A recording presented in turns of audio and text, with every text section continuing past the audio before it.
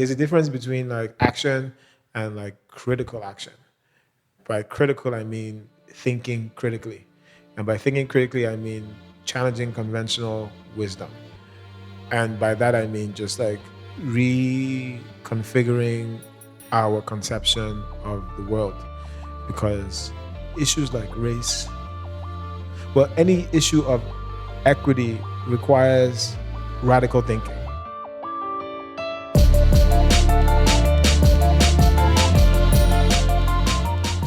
Hello, dear friends. Welcome to Let's Give a Damn, the podcast that inspires and equips you to give more damns than ever before. I'm your friend and host, Nick Lapara. Again, welcome. My guest today is Tunde Wey, a Nigerian chef based in New Orleans. His work as a chef is focused primarily on racial inequality. Say what? Yes. He uses food to address systemic race issues in our country, and he does a damn good job at it. With names like Sartja, 444, Blackness in America, and 1882, you can immediately deduce that his pop-up restaurants are about much more than food. One of his projects even charges two different amounts, depending on whether the customer is a white person or a black person when they're purchasing the meal. You're going to love how Tunde processes through these issues. As we talked, I started to feel heavy, I guess is the word. These are hard topics that he's addressing and using food to address. I loved the answer he provided when I told him how I was feeling. I want to tell you all about his work right now, but more than that, I want you to hear all about it from him in his own words. So why don't I shut up and why don't we just jump right into my conversation with Tunde Wey, shall we?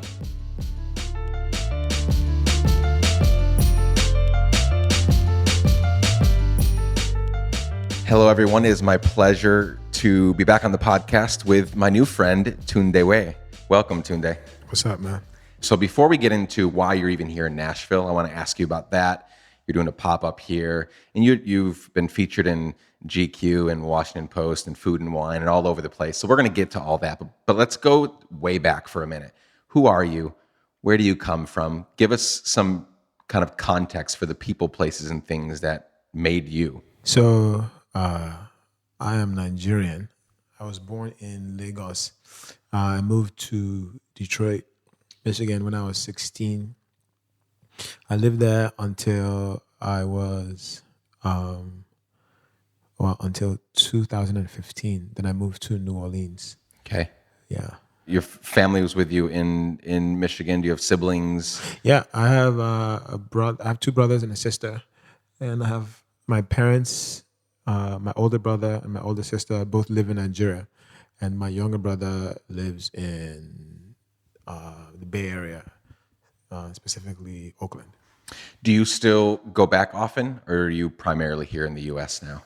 I haven't been back in 18 years. I had, I still currently have visa issues. Yeah.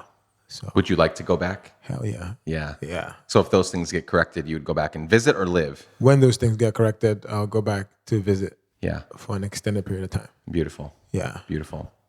So your life is all about food, correct?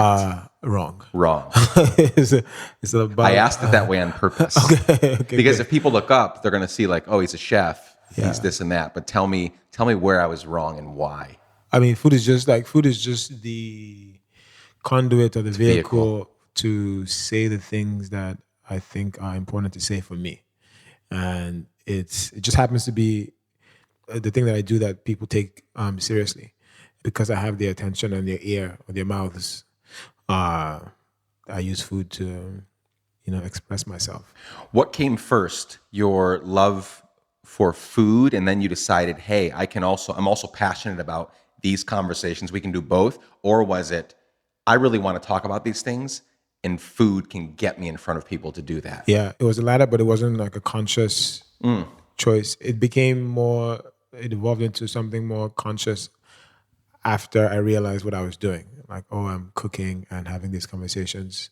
Then I became more strategic. But yeah, food has always been like the invisible foundation. And that's also what I think food should be, not just in my work, but in general. And my critique of like wider food culture has always been that food has been elevated to this place where we can't where we are blinded by all the things that made the food possible, all of the systems that contributed to how we get the food to us uh, have receded into the background, and all we see is just what's on the plate. The way I think about food is sort of like it's necessary, it should be delicious, but those things should just be a matter of fact, and they don't necessarily have to be announced. Is that an American thing, or is that a modern kind of society thing? Because your roots are in Nigeria, my roots are in Guatemala. Kind of more, I guess, maybe more humble beginnings where there was more of a clear view of where the food came from, right? And so we thought about food differently.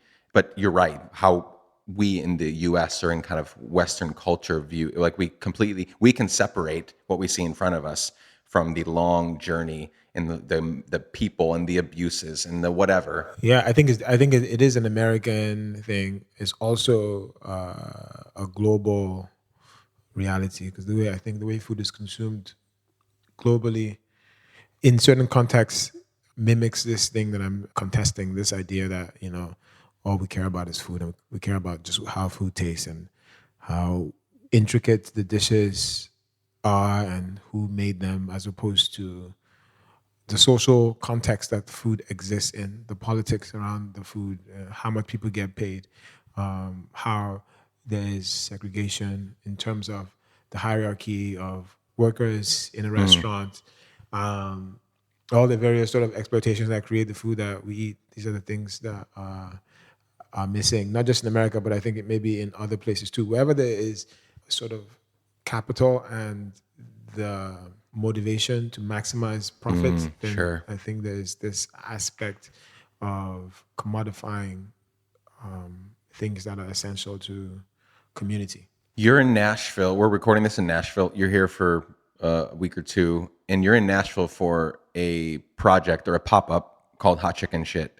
Talk to me about that. Why did you come here? What is it all about? It's not just hot chicken. Yeah. Because this will segue us into us talking about other projects you've done. Word.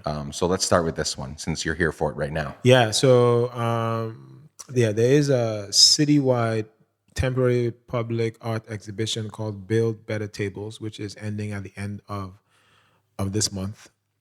And it was curated by a lady named Nicole Caruth. She is an independent curator who works nationally. And this exhibition was funded by the Metro Arts Council of Nashville. I'm not quite sure. Okay, sure. Yeah. Yeah.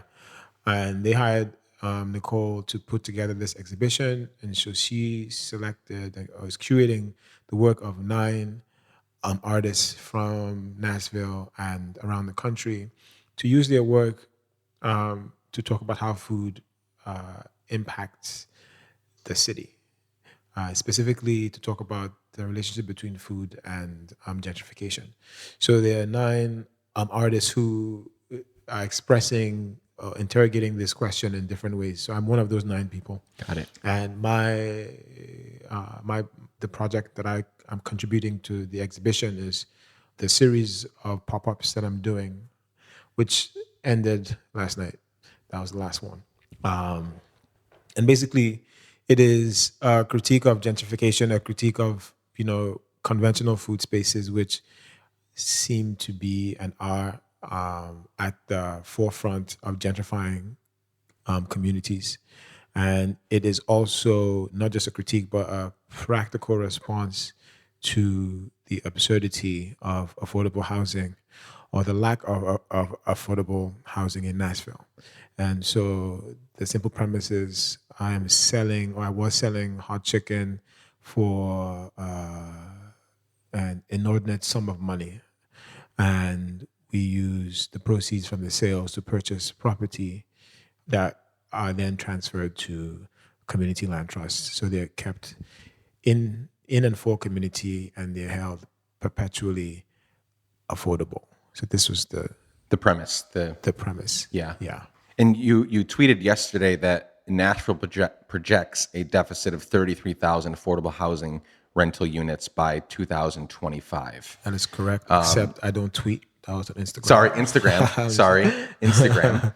I love Twitter. I mean, I love Instagram as well, but I love Twitter, so I always don't use default Twitter. to tweet. Like, it's confusing. I saw you on there. You're on there, but you don't use it. Yeah, I don't use it. Yeah. I tagged you in a tweet today in case you're wondering. I also lost my password like 7 years ago, so So I don't even know how to get into the account. Got it. Perfect. We won't tweet, so don't tweet at Tunde. Instagram him. But you Instagrammed that, it was a picture of a kind of a construction site. It was a crane. That's an extraordinary number. Yeah. So you're here to raise awareness of what's going on. This is not exclusive to Nashville. No, but I think there is a heightened reality in Nashville.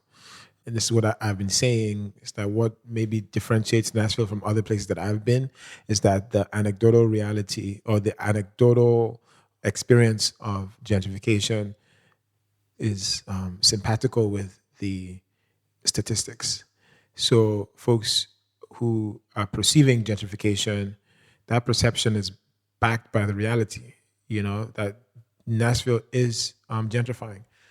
In a lot of places, people experience or they feel like their communities are being gentrified, but the degree to which they are being gentrified doesn't bear out in the larger statistical trends. In Nashville, it does. Yes. And so it's super real. But like you said, gentrification is happening, affects lots of communities of color when we're talking about gentrification in cities. Just because of the way cities have been organized and also the history of their reconstitution over time. Gentrification's a loaded kind of topic, and people that are listening right now, I guarantee you some are thinking, but it's so good. Look what's happening, and we're getting this, and now I have that, and all these things, right? And so it doesn't seem like a clear-cut conversation. Is there an upside to gentrification? I think it's important to distinguish development from displacement. And when I talk about gentrification, I'm talking about the displacement of people from their communities because of what I call discriminatory development. And it's discriminatory because generally folks of color and low to moderate income folks are the ones that are displaced. Specifically, low to moderate income folks of color are displaced by white middle class, upper middle class professionals in cities. That racialized and economic reality of gentrification is always fucked up. Yes. Always. Yes. But does that mean that it doesn't benefit some people? Of course it does. But that doesn't mean that it's still not fucked up. Yeah. Yeah. I was driving around with a friend of mine a year or so ago, and dude has a heart of gold, amazing human, just great person. But we're driving around his neighborhood, and he pointed out some projects that were being torn down to put up nicer condos, right? And he was elated, not because people were getting displaced, but because there'd be less crime and less homeless people. And like the way they do, like he was thinking in his little, and I love the guy. Yeah. If he's listening to this and he puts two and two together and connects the conversation, I love you. The point is, in his mind, in his worldview, he had figured out how to separate these two things. He's thinking, I'll have less people panhandling, less people coming to my door, less people doing this, less people doing that. Not at all thinking about the 70, 80, 100 families that lived in that complex that now, where do they go? Tell us, where do they go, right? Yeah. I mean, I don't know where they go. They get pushed to where they can afford, which is 20, 30 minutes outside the city, which is likely that it's not on a bus route anymore.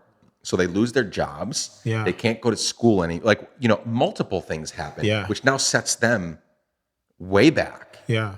I really love the distinction you made. I'm not sure I've ever heard anyone say it that way, and I've had lots of conversations about gentrification. There's a distinction that we must recognize. We're not talking about development here. We're talking about the displacement of people. Which is driven by development. Yeah. Is there a way to do it right? I think so. I don't know if because the way to do it right is connected to other things, and even I think to do it right, you have to have a systemic approach. It's complex for sure, but yeah, you need a systemic approach. You need to address transportation. You need to address education. You need to address. I mean, the biggest thing I think is wealth. Yeah. Because there's also a deficit of market rate housing, or a projected deficit. We're talking about 20,000 units. Now, that is unfortunate for folks who don't have access to that housing. But the sort of misfortune there is, in my mind, and I could be wrong, one of inconvenience as opposed to one of like serious consequence, right? If you have a vehicle, if you have a good job or good enough job, if you even maybe can work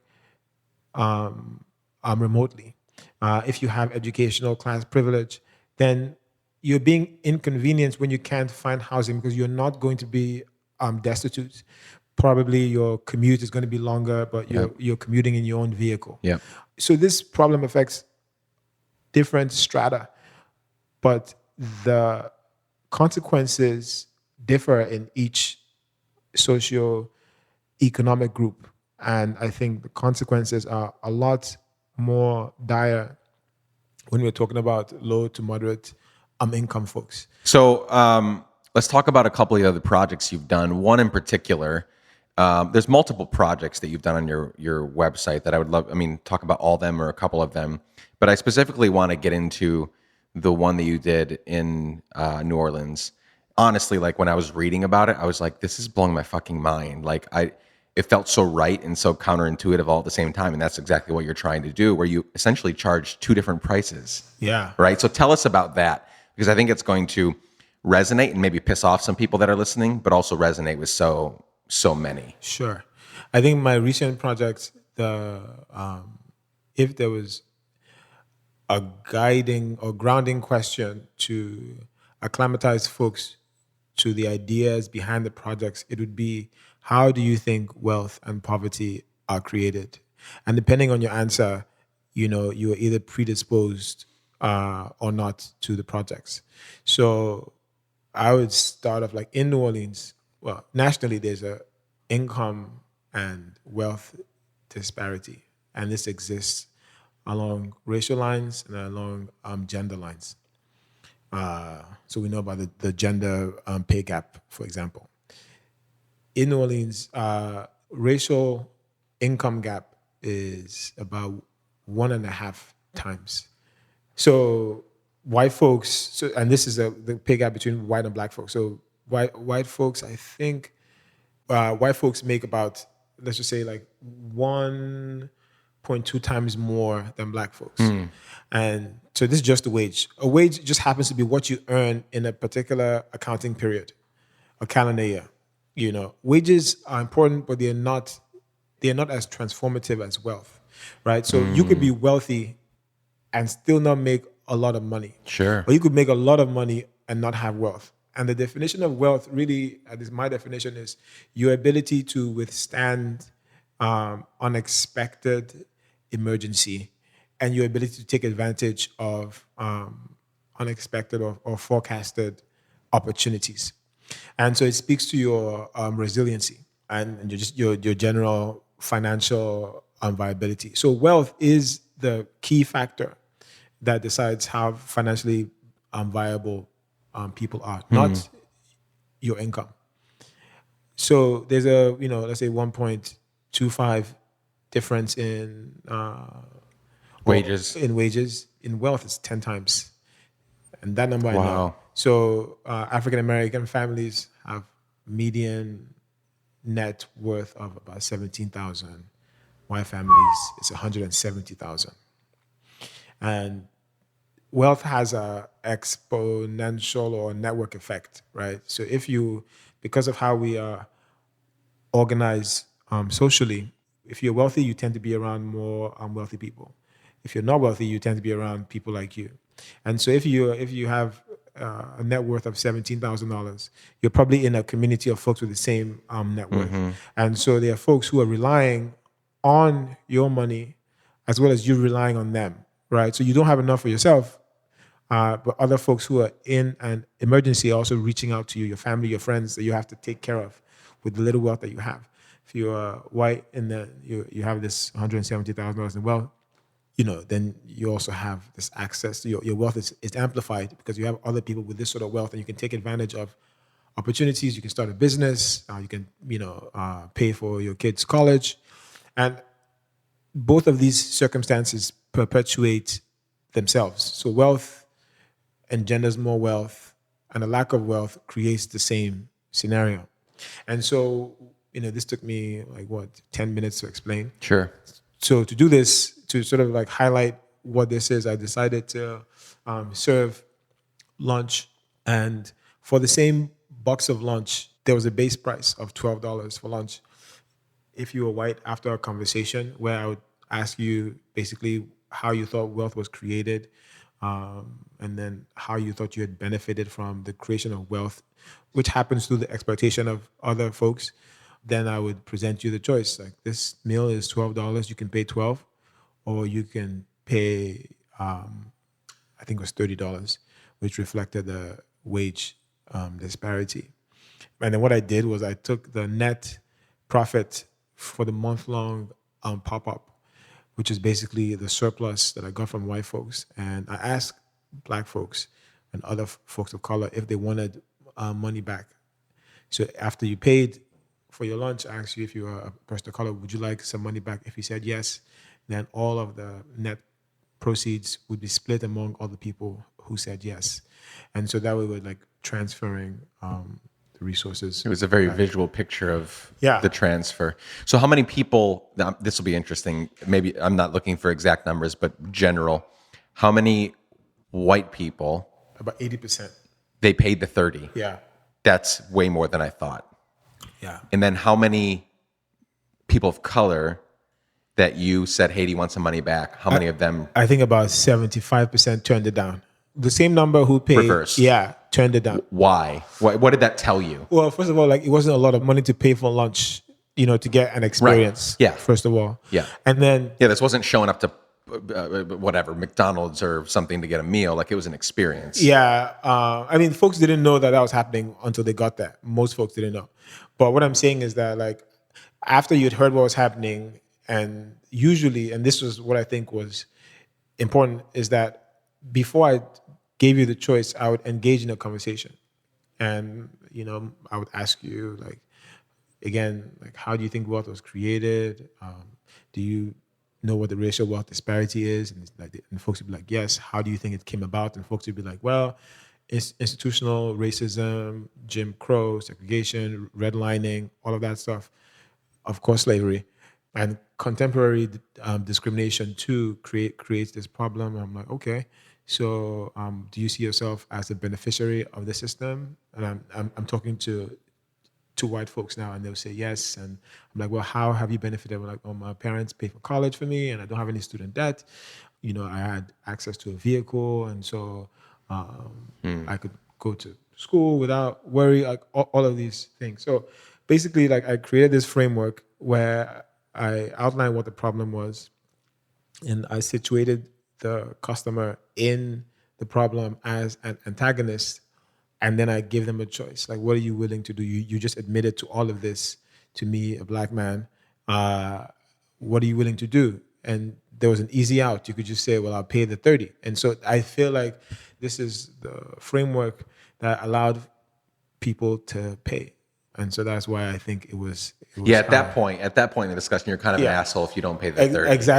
Exactly. So positive social pressure. Yeah. Not only are you an asshole, but there's somebody holding you responsible for all the things that you've just said that you believe in. Yeah, right. I think it may have been different. Here's something you can do right away. Exactly. It may have been different if, you had to make the choice separate from this figure that was holding you responsible. If you had to go to another kiosk and make a payment and then take your food and never see me again, maybe it would have been different. You know, Yeah. Sometimes that positive social pressure is good. it's key. It's key. Yeah. So you've done other things like this, right? You did Nashville, like chicken shit. You've done, what was this one called? SAARTJ. That's SAARTJ, Blackness in America, 444, 1882. What were those projects about? 444 was about, this was dinners around wealth. I mean, the question that motivated that dinner series was, like capitalism has been used to subjugate and exploit black folks and other minority groups. Can it be used for their liberation as well? So that was what that was about. 1882 was an immigration dinner series. Yeah, that's what it was about. Like talking about anti-immigration sentiment, I think in the wake of the Trump presidency.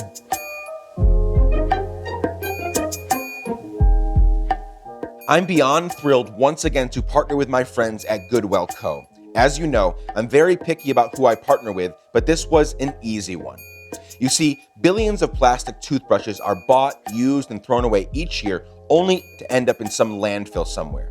The mission of Goodwill Co. is to create 100% natural, subscription-based, sustainable products, systems, and technologies that raise environmental awareness and empower people to make choices to help them protect and preserve the planet today. Their products are 100% biodegradable and 100% compostable. You can buy their toothbrushes, their toothpaste, or their floss as one-time purchases, or you can sign up for their amazing subscription service. Also, you need to check out and pre-order B, that's BE, the world's first battery-free, electricity-free powered toothbrush. That's right, they created and have patented an amazing technology that requires no batteries or electricity. Pre-order now and you'll get yours once they ship in early January of 2019. So listen up, I have an exclusive deal for all Let's Give a Damn listeners out there. Go to thegoodwellcompany.com and all these details will be in the show notes. Go to thegoodwellcompany.com, use the discount code DAMN in all caps, DAMN in all caps, and you'll get 10% off a one-time purchase or 15% off when you sign up for a subscription. But both discounts apply only on your first purchase. Remember, use the code DAMN in all caps when you check out to get this special deal. Through and through, Goodwill Co. is focused on making amazing products and honoring the environment in the process, and I love them for it. Don't miss out on this super deal, friends. Okay, back to my conversation with the wonderful Tunde Wey.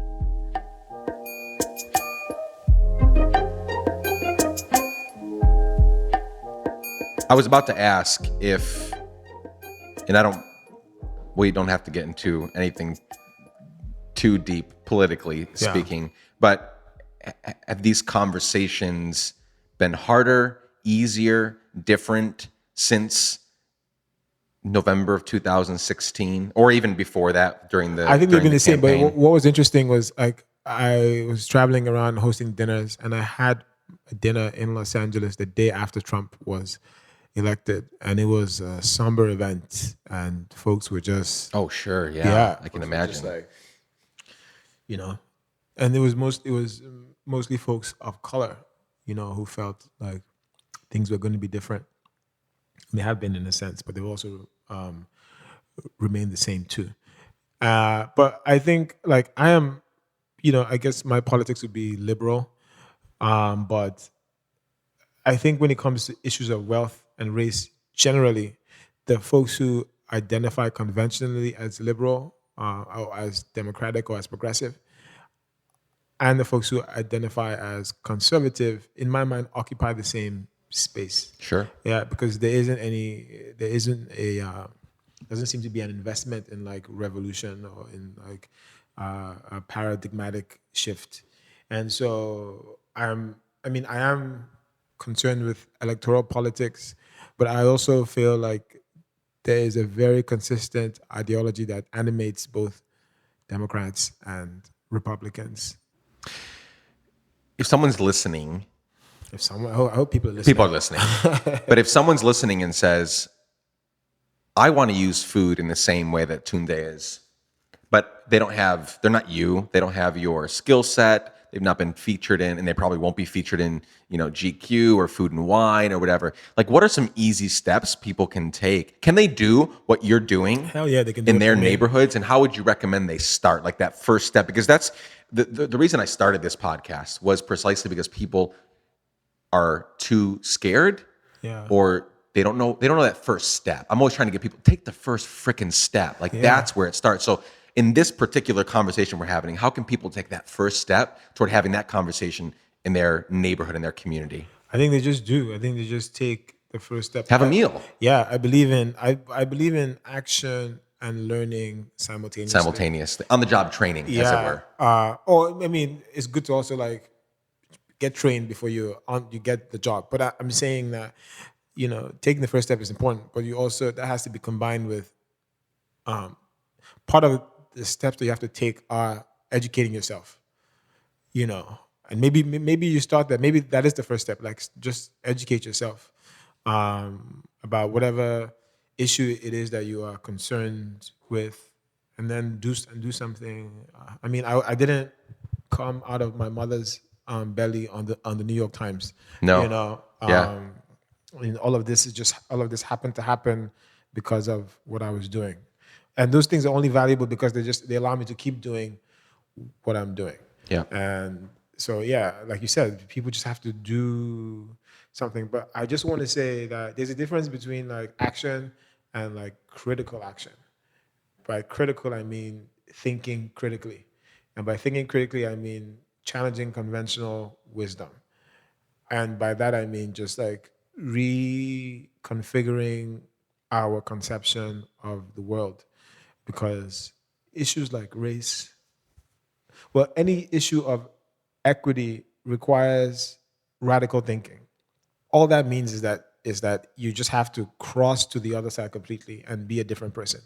And so, I don't believe in getting, the way to have racial, for example, as one example, the way to have equity in terms of race relations is to get a multicultural room together and have people laugh. I think you have to get to the hard problems. In one case, is you're white, you're black, you have resources as a white person that are the product of centuries of exploitation, and you have white privilege, and we have to address that. That's like, those are the conversations that need to happen. And they can happen in a variety of ways, but they have to start with what I think is true, which is the facts. And it may not always be kumbaya. Most of the time it probably. So that leads me really into my next question, which was around like, not, I don't like this term, but self-care. So you're obviously, you're asking a lot of hard questions, and you're probably being, hit back with either blank stares or a lot of hard answers, or you didn't pick an easy, like this is not always fun work to ask these hard questions around food. And it doesn't seem like you're going to stop anytime soon. So how do you, as a damn giver in this food question asking career that you've chosen, how do you take care of yourself? How do you make sure that you can do this 40 years from now and not have given up along the way? Because you're not going to fix it in the next 40 years. These are questions that are going to, are going to keep coming up forever. They're going to outlive you. Yeah, for sure. So how do you make sure? I also don't want to like pretend like I am some sort of moral person who's doing this because I give a damn, Like I care about these issues because I'm not an activist, there are people who actually are activists who do this work day in and day out. I care because to me, this is just like, it's just common sense, and it also feeds me, like it's selfish. It's very selfish. Like I do this work because I get to challenge conventions that I think are ridiculous. Sure. And so it's actually like personally fulfilling for me. Yeah. I'm not on a moral crusade. This is beyond morality. It's just about the things that I think are important to see. And I'm not doing this for anybody. Like when I talk about affordable housing, like I don't, in my mind, I don't have a vision of some poor person who needs my help. That's not how Sure. Yeah.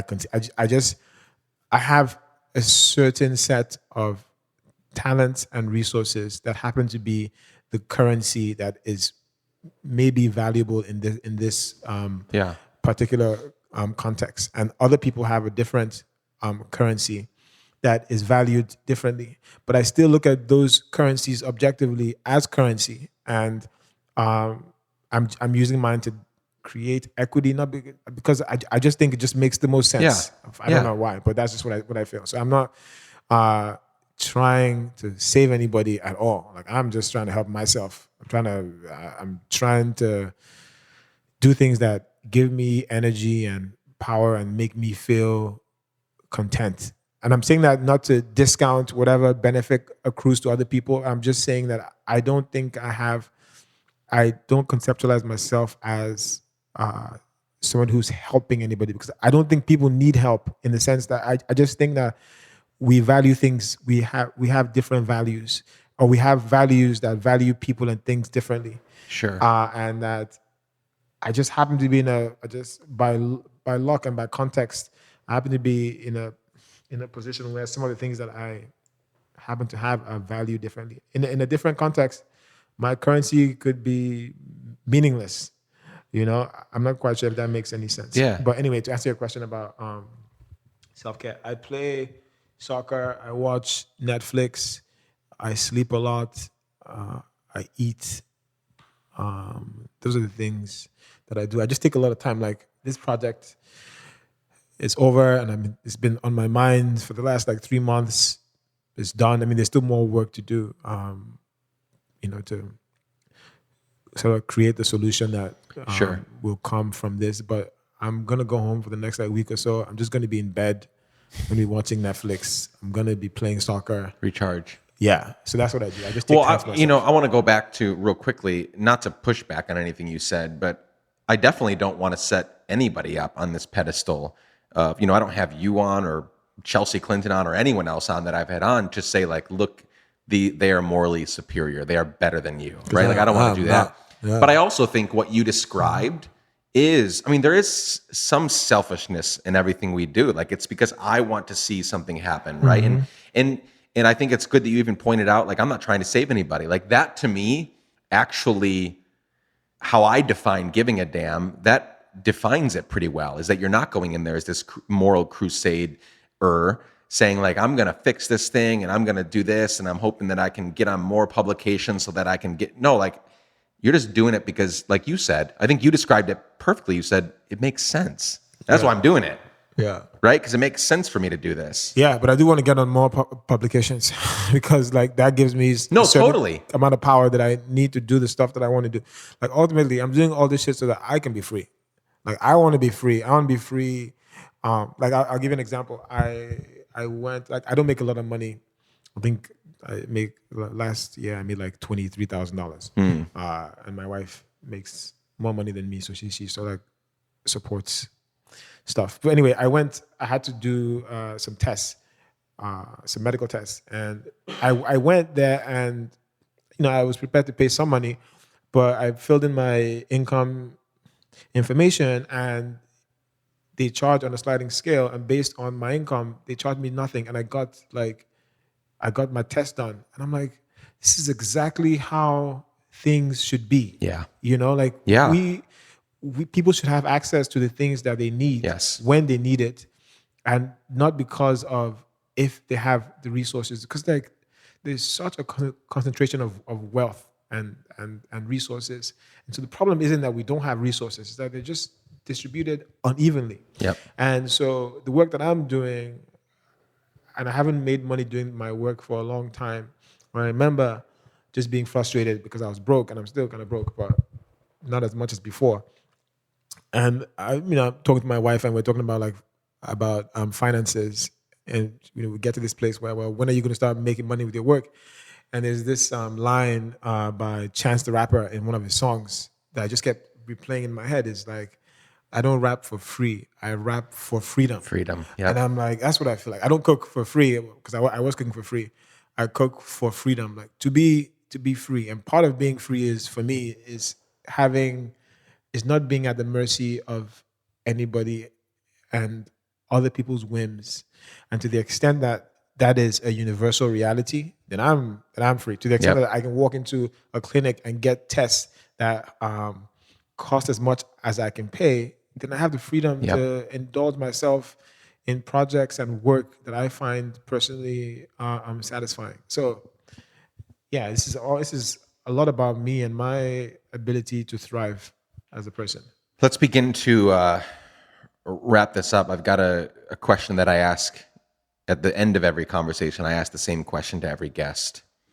The scenario goes something like this. Someday you're going to die. That's a fact. Everyone's going to die. But there's the hypothetical part is that I've been asked to give your eulogy. And so everybody that loves you and that you love, all the people, tons of people that you've influenced and cared for throughout their lives, they're all there to both celebrate and mourn your passing. As I get up to give your eulogy, what do you hope that I would say about your life and your legacy?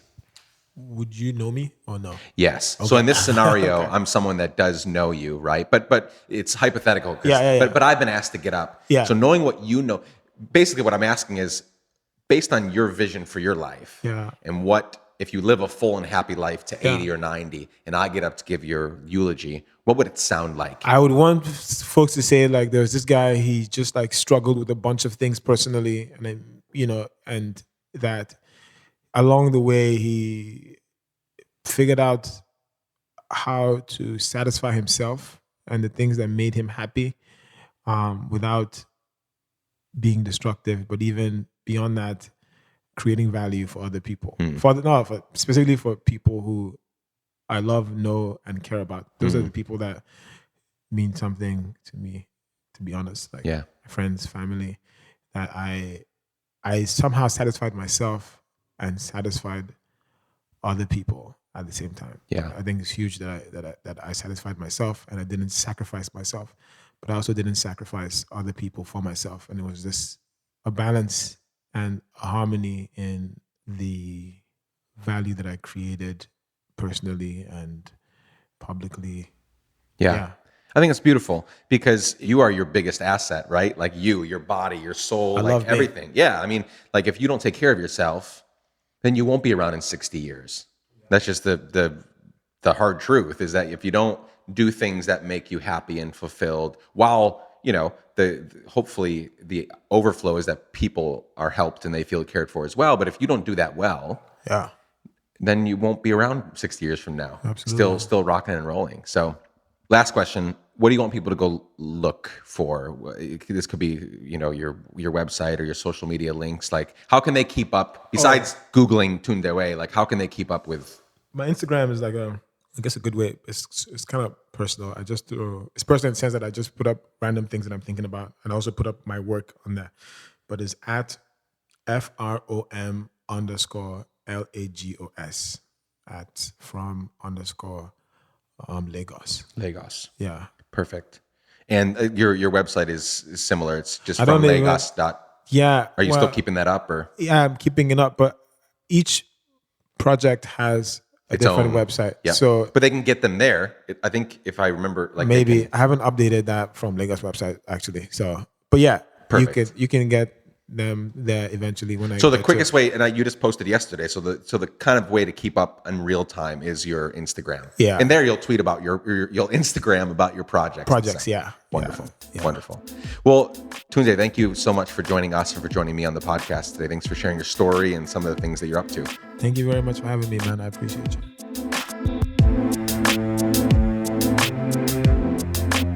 Let's Give a Dammers, thanks for tuning into my conversation with Tunde Wey. I hope you feel encouraged and inspired to think more deeply about these issues and how we can use everyday things like food to communicate important messages about hard topics. Don't forget to head to thegoodwellcompany.com. That's thegoodwellcompany.com. Use the discount code DAM in all caps at checkout to get 10% off a one-time purchase or 15% off a subscription purchase. Per usual, show notes for this conversation can be found by visiting podcast.letsgiveadamn.com.